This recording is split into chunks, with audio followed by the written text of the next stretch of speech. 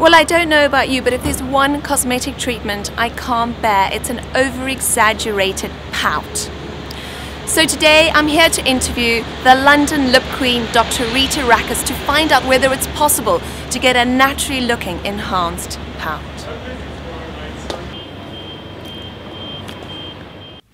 Rita, you're known as the London lip queen for a reason, so it seemed very fitting that we came to you for our lip treatment. Tell me, what are the main aging signs you see around the lips? The main aging signs, you have one, loss of volume, especially in the top lip. Then you do have the lipstick bleed lines, and then later on further lines. They're not necessarily related to smoking or sun damage. Some of them can just be genetic. I have patients come in and say, I don't smoke, I don't go in the sun, and I've still got these lines. So it is helpful if you do look after yourself as a preventive measure earlier on, and obviously don't smoke, be careful with the sun, and then have a good skincare regime. You also get a dropping of the corners of the mouth, the oral commissures. That again, you can help slightly. We're a great advocate of facial exercises, so if you do those from an early age and look after your skin, you can help what we call peri-oral aging. But luckily now with fillers, when it does finally set in, and it's better to have a treatment sooner rather than later, because especially once these lipstick bleed lines get quite deep, they can almost become like scars. It's very hard to lift them out. So it's better to come in and have a chat, and we pride ourselves on doing very subtle treatments, so no one really notices that you've had anything done to your lips. They just look fresher, or if you've got good lipstick on. So I think that's everyone's biggest fear when it comes to lip fillers, isn't it? Because we see so many dreadful indications, or even I saw Sharon Osbourne recently, and you're just like, oh, what have you done to your lips? And it's just, you know, people are just terrified of having anything done to their lips. How do you get that natural look? It's obviously possible. Yes, well, you have to be very subtle, have a good eye, and in fact we've had people over from Los Angeles to have their lips done because they don't want to have an artificial lip treatment. So one is to have a very subtle treatment. Two is to work with your patient, because you know they'll come in, sometimes patients will come in with photographs, but it's something that wouldn't suit them, or lips have a mind of their own, so it's very hard to really get them to do something that they don't want to do. So what we often do is stage the treatment in 2 or 3 parts, and we'll put a tiny bit in first time and have a look how the lip reacts. Then I also don't use local anesthetic, because that can, you know, the old-fashioned dental block, because that can swell your lip up quite a bit, and then you really don't know what you're doing once the lip's swollen. So one, we use small amounts. I work together, I sit the patient up, because once the patient's lying back, your mouth shape changes. Put small amounts in and work with the patient, then do it very, very gradually, and then say no when you get to a point where, you know, you just shouldn't have any more. So are you very much in control of the shape of the lip? It's not that you can give someone fillers and then the lip responds in a way you weren't expecting. Well, from experience, as I've done about 40,000 treatments, lips do respond, not in strange ways, but as I said, they have a mind of their own. But usually when you see a lip, you think, well, this one's not going to do this, or this one's going to do that. Usually it's very hard. If your lip is sloping down dramatically on the side and curled under, it's usually hard to bring it out, but we try. Also, if you have very thin lips and they're almost horizontal, they're harder to bring out. So it does depend on, you know, what the lip looks like, and also on your pain threshold, because obviously, I mean, we do things like put anesthetic cream on, use the Juvederm Smile with the lidocaine in it. We also get you to do things that don't have a lot of alcohol the night before, don't come at the wrong time of the month, don't come have breakfast. So we try to reduce the pain factor. So there's many factors that, but also sometimes, say a patient may have a very pronounced Cupid's bow, and they'll say to me, I don't want my Cupid's bow. Well, that is hard to get rid of in some people. Yeah. So we try our best to get a good result, but sometimes, and if I do predict that it may be difficult, I will tell my patient, I will say, look, we'll try and do it, but I don't know how successful we will be, but would you like to try? Also, another thing that can happen is the lip can look different when your mouth's closed and your mouth's open. So sometimes when you have a very narrow lip and your mouth's closed and we've done a treatment, it may not look that successful, but as soon as you open your mouth and you haven't got it, shut tight, the lip does look a lot better. So I often show my patients now, open your mouth, because most of the time your lip is more relaxed and you are talking, so it does look better. So there's all those things to take in consideration. What are the main treatments available for lips these days? Well, there have been over the years many treatments available for lips. You've had the Gore-Tex, things that you've threaded in, Allerderm, all sorts of things. Still, a lot of those treatments have now gone out of fashion. Obviously, still the main treatments are fillers. However, these days you have to be very careful. We, with the British Association of Cosmetic Doctors, tend to just use biodegradable fillers, because anything, there's always this wish to have my lip treatment last longer. Now, good biodegradable fillers now will last about a year. Now, you must be careful if you say, well, we've got sometimes, there's something like 300 fillers on the market. Yeah. And if you hear a comment, well, it's biodegradable, but it will last a bit longer. Now, that means there's something else mixed into it. And in the past, you've had dental cement mixed in, all sorts of things. And this is how you've had all these disasters. And I can't remember the name of the filler, but one's just been taken off the market now. So the safest thing is to have a biodegradable filler. Obviously, you can have lip surgery, but that is also fraught with difficulty. Your mouth changes and you age. There's nothing really at the moment to thread in that's, being that successful. So a biodegradable filler is really the best one to have. What do you mean by biodegradable? Well, it's a hyaluronic gel, which appears naturally in your skin and is replicated in the laboratory, and it will disappear totally. So it's got nothing in it, as I said, like silicone, dental cement, this, that, plastic, that stays in there. Because one, if it goes wrong and you get lumps, it's very hard to get rid of. Whereas with, say, hyaluronic gel, you can dissolve it with hyaluronidase. Two, some of these fillers will be all right. Say, you had bioalchemid or different ones. They're all right in the beginning, and then they start developing lumps and hardness, after a period of time. And so the silicone could cause problems 5 years after the injection. So you just never know.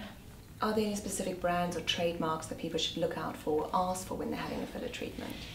Well, I think first of all, you should go to a good doctor, because they are going to use good brands. And you can have the best brand in the world, and if the doctor is not experienced, or the nurse doing your lip filler treatment, you could have a problem with the best brand in the world. So that's the first question. So, and you have various groups such as the British Association of Cosmetic Doctors. You can go on to BAPS, the British Association of Plastic Surgeons, various groups like that. You could have a look. Also, when you come for your consultation, if you've got, reasonable questions you can ask. May I see before and after photos? And say, for example, my lip photos are on the Juvederm brochure, so, and ask them about complications. Now, someone who's done a lot of treatments will know all about the complications. So, whereas if, someone's done maybe 50 treatments, although it's not bad, but it's not a whole lot of experience. So I think it's most important to have a chat to the doctor. As with any cosmetic treatment, I always advise my patient, go and see, if you're new to having, say, lip treatments, go and see 2 or 3 people, and you will soon see the difference of, one person to another person, and then you'll feel more comfortable. Now, treatments can always go wrong. So if you haven't rushed in and just gone to one place and something does go wrong, you're not going to feel so bad. Otherwise, you'll think, well, I've been to 3 doctors, I've made a choice, and okay, this can happen. And things can happen like bruise, swelling, all sorts of things.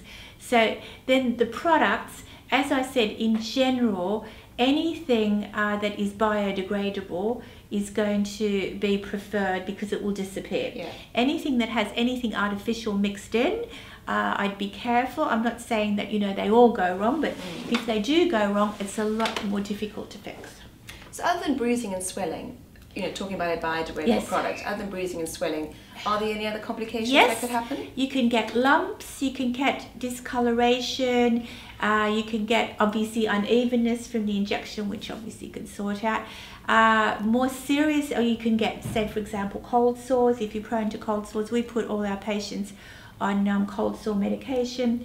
If you get a small, which is extremely rare, but if you get a small amount of filler into a blood vessel, you can get necrosis, and you can get an ulcer. You have to be particularly careful up in the frown area here. But there are precautions. Say if you're an experienced practitioner, if you're injecting a lip and there's excessive pain or blanching of the skin, you're going to massage vigorously to try and get that circulation back. But there are things that can go wrong.